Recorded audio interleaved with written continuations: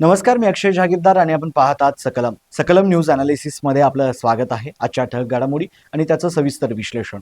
पहिली बातमी आहे, कोल्हापूर महानगरपालिकेत भाजप राजची सुरुवात। महापौरपदी रूपाराणी निकम, उपमहापौरपदी अक्षय जरग। कोल्हापूर महानगरपालिकेच्या महापौरपदी आज भारतीय जनता पक्षाच्या रूपाराणी निकम यांची निवड झाली। महापालिकेत एकूण 81 जागांपैकी महायुती आघाडीला 46 सदस्यांचे संख्याबळ असल्याने महापौर निवडणुकीत निकम यांना स्पष्ट बहुमत मिळाले। मतदान प्रक्रियेनंतर कोणत्याही तणावाशिवाय त्यांची महापौरपदी निवड जाहीर करण्यात आली। उपमहापौरपदी जनस्वराज्य शक्ती पक्षाचे अक्षय जरग यांची निवड झाली। महायुतीच्या संख्याबळाच्या जोरावर त्यांनाही 46 मतांचे समर्थन मिळाले। विरोधकांकडून काही दावे करण्यात आले असले तरी सभागृहातील संख्याबळाच्या आधारे महायुतीच्या उमेदवारांना दोन्ही महत्त्वाची पदे मिळवली। महापौरपदी निवड झाल्यानंतर रूपाराणी निकम यांनी शहराच्या सर्वांगीण विकासाला प्राधान्य देण्याची भूमिका स्पष्ट केली। कोल्हापूरच्या पायाभूत सुविधा, नागरी सुविधा आणि नागरिकांच्या प्रश्नावर सर्व पक्षांना सोबत घेऊन काम करण्याचा निर्धार त्यांनी व्यक्त केला। उपमहापौर अक्षय जरग यांनीही पारदर्शक, लोकाभिमुख आणि जबाबदार कारभारावर भर देण्याचे आश्वासन दिले। काही काळ रिक्त असलेली महापौर व उपमहापौर पदाची पदे भरल्याने आता महापालिकेच्या प्रशासकीय कामकाजाला गती मिळेल अशी अपेक्षा व्यक्त केली जात आहे। दुसरी बातमी आहे, गोकुळला 2.25 कोटींचा फटका, मुंबईचा दूध पुरवठा पूर्ववत। पुणे मुंबई महामार्गावर गॅस टँकर उलटल्याने तब्बल 30 तास वाहतूक ठप्प राहिली। त्यामुळे गोकुळचे दूध नियोजित वेळेत मुंबईला पोहोचू शकले नाही। परिणामी मुंबईतील बुधवारचा दूध पुरवठा खंडित झाला असून गोकुळला सुमारे 2.25 कोटी रुपयांचे आर्थिक नुकसान सहन करावे लागले। सध्या गोकुळकडून मुंबईला दररोज 8 ते 8.5 लाख लिटर दूध पुरवठा केला जातो। या मार्गावर गोकुळचे 40 ते 45 दूध टँकर कार्यरत असून मंगळवारी रात्री हे टँकर तब्बल 25 तास एकाच ठिकाणी अडकून पडले होते। त्यामुळे वेळेत दूध न पोहोचल्याने मोठ्या प्रमाणावर नुकसान झाले। दरम्यान वाहतूक सुरळीत झाल्यानंतर सर्व टँकर भरून मुंबईकडे रवाना करण्यात आले असून सध्या मुंबईतील दूध पुरवठा पूर्ववत झाला आहे। ग्राहकांना नियमित दूध उपलब्ध होत असल्याची माहिती गोकुळ प्रशासनाने दिली आहे। पुढील बातमी आहे, पल्स परिषदेच्या माध्यमातून वैद्यकीय पर्यटनात महाराष्ट्राचा ब्रँड। मुंबईतील जिओ वर्ल्ड सेंटर येथे 27 व 28 मार्च रोजी पल्स या आंतरराष्ट्रीय वैद्यकीय परिषदेचे आयोजन करण्यात आले आहे। या परिषदेमुळे वैद्यकीय वेलनेस पर्यटनात महाराष्ट्राची स्वतंत्र ओळख निर्माण करण्याचा निर्धार मुख्यमंत्री देवेंद्र फडणवीस यांनी व्यक्त केला। जगभरातून सुमारे 2900हून अधिक वैद्यकीय तज्ज्ञ, संशोधक आणि मान्यवर या परिषदेत सहभागी होणार आहेत। पारंपरिक महागड्या उपचारांपेक्षा वेलनेस उपचारांकडे नागरिकांचा वाढता कल लक्षात घेऊन या क्षेत्रावर भर दिला जाणार आहे। आयुष आधारित उपचार पद्धतींना वेलनेस पर्यटनाशी जोडण्याच्या सूचनाही मुख्यमंत्र्यांनी दिल्या। परिषदेत वैद्यकीय क्षेत्रातील स्टार्टअप्सना स्वतंत्र दालने असणार आहेत। डिजिटल हेल्थ, कृत्रिम बुद्धिमत्ता, भविष्यातील वैद्यकीय शिक्षण आणि संशोधन यावर चर्चा व कार्यशाळा होतील।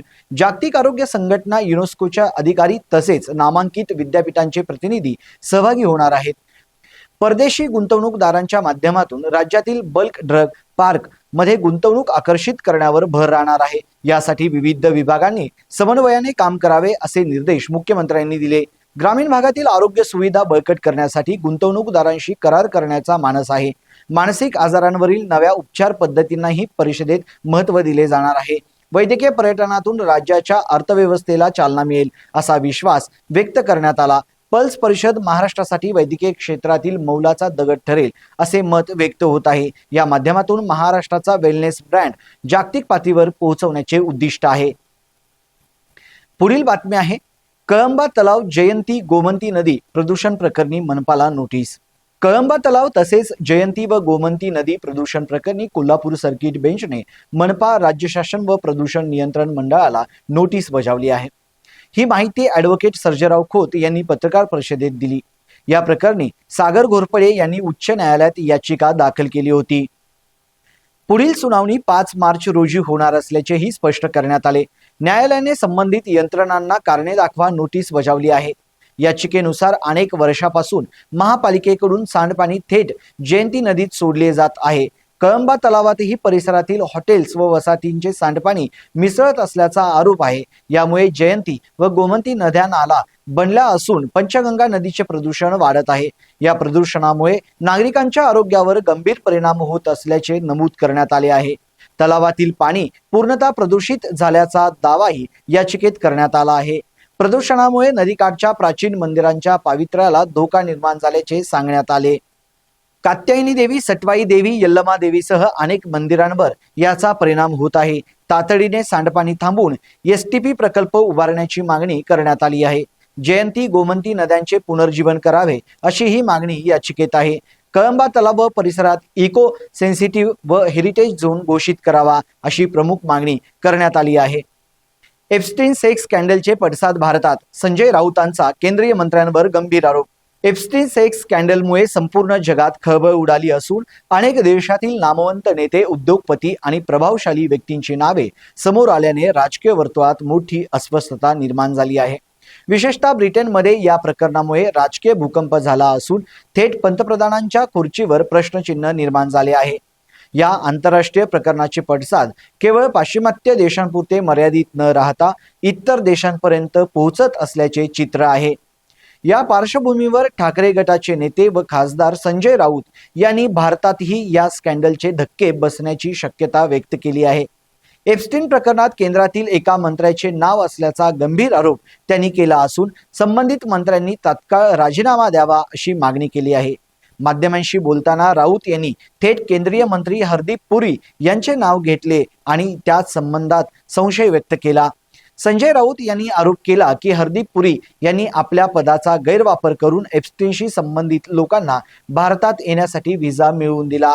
हे सर्व पंतप्रधान नरेंद्र मोदी यांच्या संमतीशिवाय झाले असेल का, असा सवालही त्यांनी उपस्थित केला।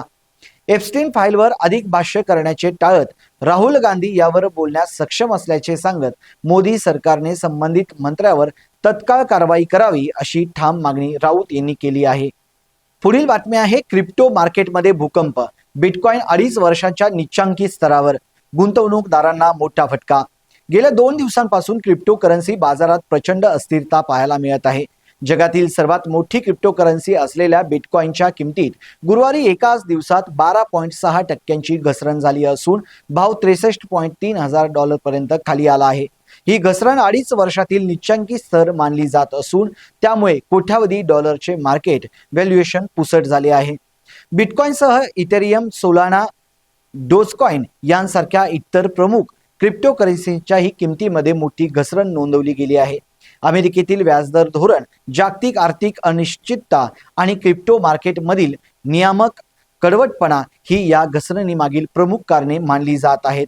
याचा फटका किरकोळ तसेच मोठ्या गुंतवणूकदारांना बसला असून बाजारात भीतीचे वातावरण निर्माण झाले आहे। या होत्या आजच्या ठळक घडामोडी आणि त्याचं सविस्तर विश्लेषण। पाहत राहा सकलम। धन्यवाद।